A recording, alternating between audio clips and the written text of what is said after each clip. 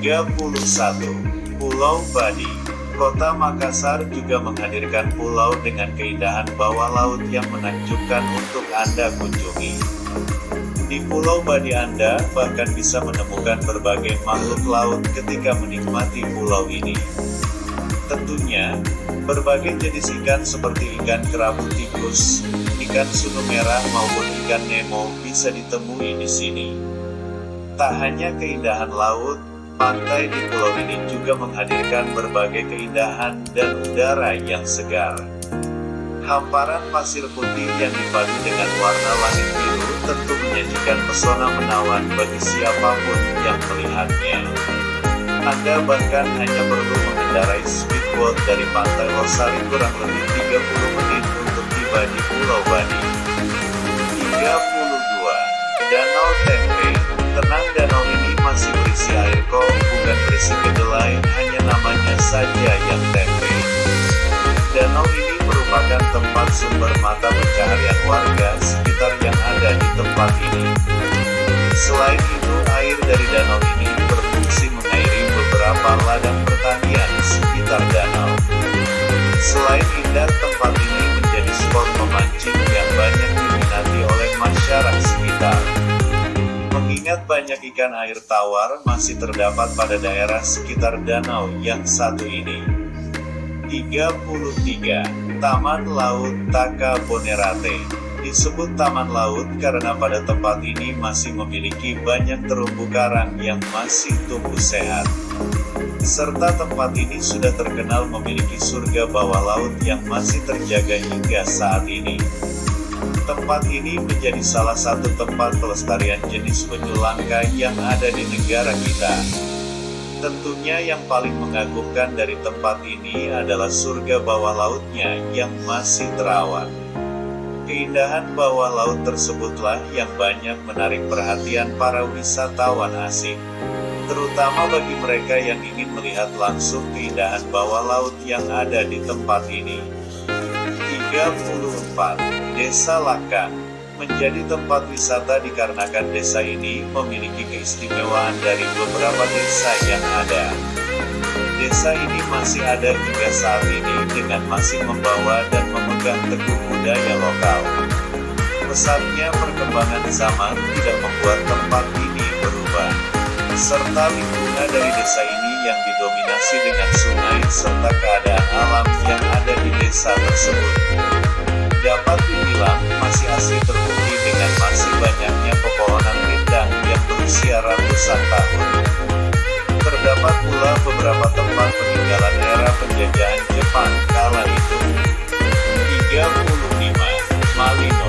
Berjarak kurang lebih 3 jam berjalan dari pusat kota, tempat ini merupakan dataran tinggi. Namun sebagian besar tanah yang ada di tempat ini memiliki unsur batuan kapur. Meskipun begitu, udara di tempat ini dapat mencapai hingga 8 derajat pada musim tertentu. Sangat dianjurkan bagi para pengunjung yang ingin menikmati keindahan tempat ini untuk membawa pakaian hangat agar tidak terjadi serang hipotermia. Terakhir, jangan lupa membawa bekal karena pada tempat ini tidak ada penjual nasi bungkus. 36. Bukit Kanari. Kota metropolitan yang sangat kaya akan pesona laut juga memiliki destinasi wisata Bukit Kanari yang tak kalah memukau. Kondisi tempat yang masih asri dan segar dengan berbagai pohon yang rindang sangat cocok untuk bersantai dan melepas penat. Selain itu, Anda juga bisa menikmati sunset yang berada di tengah panorama bukit yang indah di sini. 37. Museum Bala Lompoa. Tahukah Anda bahwa museum ini merupakan pembangunan ulang dari Istana Kerajaan Gowa? Tempat ini sendiri memiliki sejarah panjang mengingat sudah ada dan berdiri sebelum Indonesia merdeka. Tentunya bangunan yang lama ya kawan, bukan bangunan yang baru. Pada tempat ini terdapat peninggalan sejarah dari kerajaan tersebut yang masih terjaga hingga saat ini. Serta beberapa benda bersejarah lainnya yang banyak menceritakan sejarah bangsa kita saat itu. Tempat ini wajib Anda kunjungi untuk mengetahui seluk-beluk perjalanan sejarah kala itu. 38. Fort Rotterdam. Yups, tidak salah, tempat ini merupakan benteng pertahanan kerajaan yang dibangun dalam menghadapi pertempuran kala itu. Disebut juga sebagai benteng ujung pandang yang masih ada hingga saat ini. Mengunjungi tempat ini akan menambah wawasan Anda sebagai generasi penerus perjuangan bangsa. Pembangunan tempat ini masih menggunakan teknologi yang sederhana. Tetapi meskipun dibangun pada pertengahan abad ke-16, benteng ini masih berdiri kokoh hingga saat ini.